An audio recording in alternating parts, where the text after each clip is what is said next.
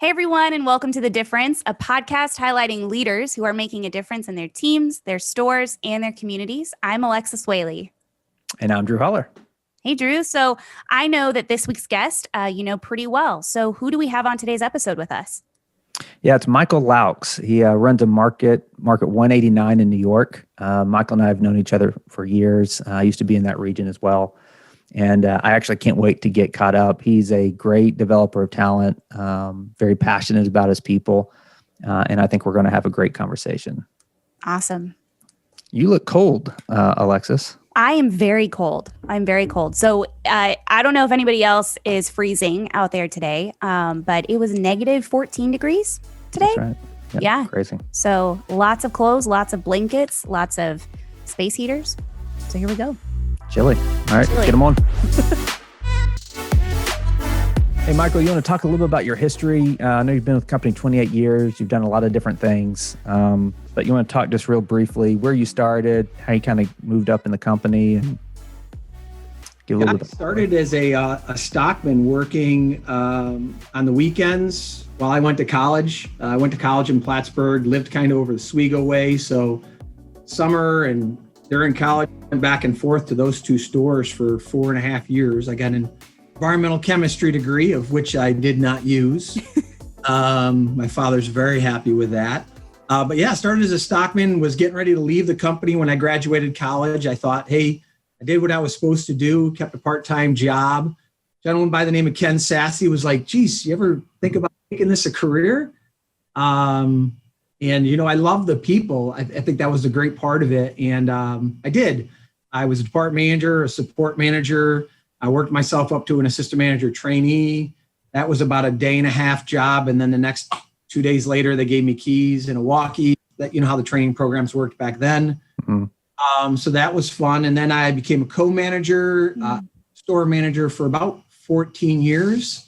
And the last almost 6 years of my journey have been a market manager in upstate New York. In upstate. Wow. That's awesome. Yeah.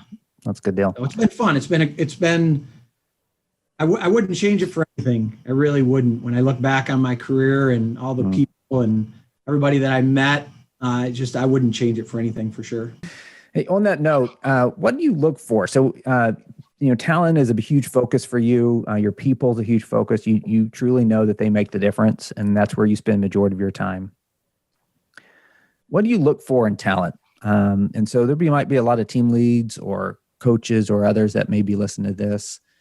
What do you look for in individuals that you think have potential to do more? What are some of those qualities you look for? Well, passion is the first. You mentioned that a couple minutes ago. And when you think, when something interests you and somebody makes you feel important, I really look for somebody's passion. How they're engaged, how they engage with me or the customers around them, the fire in their bellies, so to speak. When you're doing something and you almost have a greater purpose and you can see that in somebody, that's probably the biggest thing I would look for in a leader and an individual, is that passion in the business. How are they creating it? How do they keep it alive? How do they keep going with it? And then how do they redevelop it, right? How do you engage and pull in more people? So you can have people that are passionate about something, but they just spin. They never really get anywhere. They don't bring people along with them and make them feel important. Look for individuals that they're passionate about something, but they don't even want the credit. They don't want to take the credit. They want to give it all away. When I think of myself, I try to do things for my team that I don't want any credit for. Give it to them, give it to the hourly associates. So I look for somebody like that as well, Drew, Alexis, that really wants to do more, really want to show more, and they really are looking to give that away, so to speak, to somebody. Whether it's their team, they have a higher purpose. There's a lot of words that people use, but I think that's the biggest thing for me. I look for somebody that's really passionate about their business, about themselves, and about where they're going. So on that note, when we just went through this teaming thing, we rolled out teaming. We're right in the middle of it. How have you thought through that and educate some of your team leads that may be in your market? So they may be new to role, they may be doing a new job, how do you bring them along through this process as they're now becoming their first job as a leader, right? You went through this as a DM, but this may be their first time as a leader. How do you walk them through that as a market manager? How do you educate them? What are some of the tactics you use? As you think about being a team lead, and you're no longer just guiding yourself, you're guiding a team, you're developing a team, you're bringing them along with you. Your success or failure completely depends on how well you engage, or on the failure side of it, how well you're disengaged, or how you're disengaged with your team. So we talk a lot about that when we're looking at the behaviors of whether it's process or whether it's teaming behaviors and how they're engaging in their team, being doers, right? A lot of times people fail to that. They want to go do things versus how can I see what my team can accomplish for me? And I, get dirty almost when you want to, not because you have to, so to speak. So I really look at the behaviors and try and teach them to see the behaviors of their associates, their teaming associates.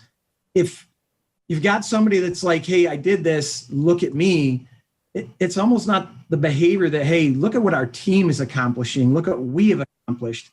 Words would be the next thing. I think specific, what the words people use tells you a lot about the individual, whether they're using I or we, or us. It really tells you on how engaged they are with their team, or is it really they're just trying for you to see them? So a lot of it. That's a great point. So, so you're listening to, as they're talking, if they're saying, I'm doing this, I went over here, I put this in cap, or, hey, the team's doing this, or we're working on this, or she's doing this, or he's doing that, that even the word choices that people do is a way to kind of understand, are they leading or are they doing? Yeah, no, exactly. You're exactly right. And those word choices are so important when you think about, leading the team versus doing. We did it for years. We muscled through things for years. And when we really can figure out how we pull each of those team members along and what they all have to offer, we're going to unlock the potential to things we don't even know is possible yet. Do you have any stories, anything in your market, any team leads or coaches or people that have embraced and maybe even surprised you? The first one that comes to mind is store manager Justin. He's a store manager for me in 1806 Gloversville. And he was an individual that you could see the potential in him. He could never see it in himself. He gave away all his credit. It was all to his team. If he succeeded or failed, on the failures, he took it on the chin. It was all his fault. When the team succeeded, when he was a co-manager and it succeeded, it was all of them, what they did well for him. And it wasn't something that somebody taught him. Maybe it was, he played sports when he was younger. Him and I have talked about sports. He loves baseball. Maybe it was baseball connection where the whole team has to win. But some people you see that in. So I promoted him. We brought him in from assistant to a co-manager, probably within my first little bit. I said, I see more for you. He said, no, I'm good, boss, right here. Enough. Probably 6 months later, we gave him a store, and we gave him a tough store too. And, he built a team around himself better than I ever would have thought somebody would have done it, and quicker than I would have thought anybody would have ever done it. And that was his way to succeed. It wasn't about him, wasn't what he could do, but it was what he could do for his team. So that's the one that comes to mind right now when I think about somebody that I saw something in and really pulled something out of themselves and has become more. How do you get others to kind of think that way? So if you have talent that is kind of right there and you see them doing a lot of great things, but maybe there's kind of that hesitant behavior where they're not initiating that, like how do you replicate those behaviors among other people? Yeah, that's not as easy, Alexis. Definitely. Or that's the tough part for sure. I think it's a fine line that you've got to walk. When you, hey, look what he's doing or look what she's doing, people say, well, I want to do that. So they find different ways to try to achieve that. what I have found successful is to make sure that everybody on the team feels like they have a part of the team. So I don't have one store that's more or less important in my market than the others, and maybe performing at different levels, but I've got to make all of them feel that importance. So I think you have to find the small mechanisms in people. And I think of each one of them is a different leader. So I have to find the little niches in each one of them. Yeah. I've got a store manager. He's just quiet. You can't get much out of him. But when he talks to hourly associates and when you step back and watch him guide his team, you'd be amazed. Runs a great store for us, develops talent at a high level. What makes a good store manager in your mind? I mean, everybody would define it differently. We all have our opinions. I'm going to take some notes. Yeah. We've talked a lot about it right now, Drew. I think somebody that's willing to put in the time, and I don't mean time at work. A lot of people, they'll work 100 hours a week. I really mean quality of time or quality that they're putting into the time that they're there. Somebody that's organized, I would say, is really important. Somebody that understands the priorities and can shift those priorities as the company may change. Somebody that's willing to adapt. They have to have adaptability, whether it's technology adaptability or time adaptability. They have to be very adaptive. Passion's another one. We talked about having the passion. And I think they got to be a great teacher, or at least understand how to pull that out of individuals. Everybody's not cut out to be a teacher, but again, if you can understand how each one of your parts of your team work and you're a store manager, then you can get more out of each of them. And then I think you need to know the score, how you help your team. You've talked about this, how they keep score for that matter, and really understand if they're winning or losing. And then if we are losing, so to speak, how do we change that? How do we turn the trajectory? So you got to be able to recognize that as a leader, as a store manager. How does it come so naturally to you? And I know you've kind of expressed some of that as well, but when I think about tactically, how do you kind of explain that to someone who's trying really hard to do it, but can't and doesn't know why? What are some things that they can start kind of doing to fix that? One, I would tell everybody to keep a great Rolodex. I would tell you, Rolodex is the old school. Yes, I'm adaptable. But I would tell them, keep a great Rolodex. The people that you come in contact with, one, you've got to appreciate them. We all have a job to do. So when they're helping you, you got to make sure that you're being appreciative of them. But that then you understand their job. So you ask them, what is your job? What do you do for us? How do you help us? When you keep a great Rolodex like that, and you're moving through this journey or this Walmart journey, you find people that you come across that can help you quickly. And when you're engaging in your stores, your managers, and even my fellow market managers, and say, hey, Michael, you got a contact for this? I think that's been game changer as I think back on the years.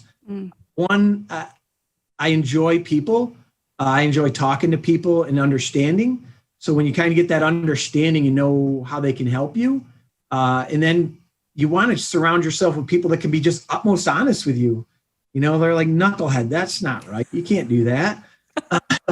Or whatever it is, you want to surround yourself with people that'll be honest with you, to give you some good feedback. Yeah. As a market manager and you walk a store from a teaming perspective, what are you looking for?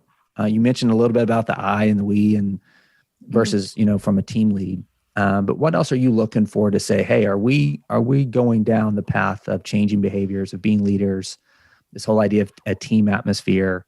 What do you look for in a store as you walk it for teaming? Yeah. Well, what comes to mind, and when I think about it, I think of that team lead that's extremely energized. They're passionate about their team. They're passionate about what they're doing, the purpose they have, and they've brought their team with them. So maybe it's first thing in the morning, I observe a huddle. I usually try to observe a huddle before I jump into a huddle, because and get into the huddle, it seems to be a little different The answers are different. People act differently. So I like to stand back and observe a little bit. I like to observe the team leads when they're doing their huddles, or even when they're following up. It's usually probably the best part of the day. They're usually on a mission. They've given out their tasks. They've followed up with their teaming associates, and they're on a mission to see where everybody's at. Then they're getting reports back, right? And then when the magic starts to happen is when you find a team lead. Bonnie comes to mind in 2234, my stocking one team lead. When she finds somebody that didn't get task complete, and goes into teaching mode, goes into why mode, goes into what could we have done differently mode. Hey, when you see that, get with me sooner. It's really interesting, or watching people and being observant. When I step in and I talk to Bonnie or talk to any of the other team leads, I can be a little bit more forthcoming. We have an opportunity to connect differently and say, hey, I really appreciate that. That was fantastic. We get to acknowledge a good part, and then we can go forward from there. I'm very fortunate. I think many of us are in this company, where somebody at one point believed in us. Mm-hmm.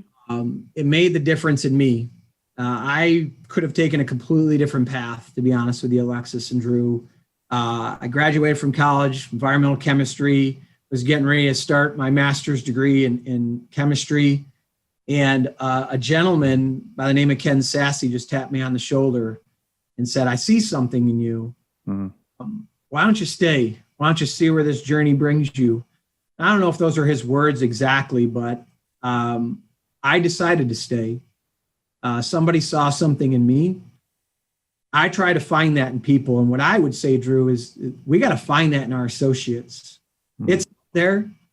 There's well over 1 million associates, well over 1 million teaming associates, I think the number is. Hopefully I get that right. And each one of them have something that they have to offer, whether it's they're offering it to our customers, our other associates, our communities. That's important. And I think as we go through this journey, we miss it. So I would say don't miss it. Seize the opportunity, have the conversation with somebody, pull them aside, tell them you see more in them, ask them if they see more in themselves, whatever it is that makes you engage with that associate, find the more in them. It's interesting to me that what makes people successful at Walmart, is definitely their knowledge, but it's really their ability to lead others and their passion around developing people. Yeah. If you have that passion, I'm going to invest in other people to make them successful, and you have that mentality, you're going to be successful here, and your career is going to continue to grow. And, I think he's a great example of that. Yeah, no, I second that. I love when he said, see the more in associates. And it is hard because you get stuck in your day-to-day routine, and it's just kind of something that, unfortunately doesn't make it into, your headspace when it should, but it's just a really good reminder to invest in people. For everybody's listening, hopefully you got something out of this. And again, our goal is to show stories and highlight associates that are making a difference. Michael truly is. And I just challenge everybody to go make a difference in somebody's life today, because we definitely have the power to do that. Absolutely.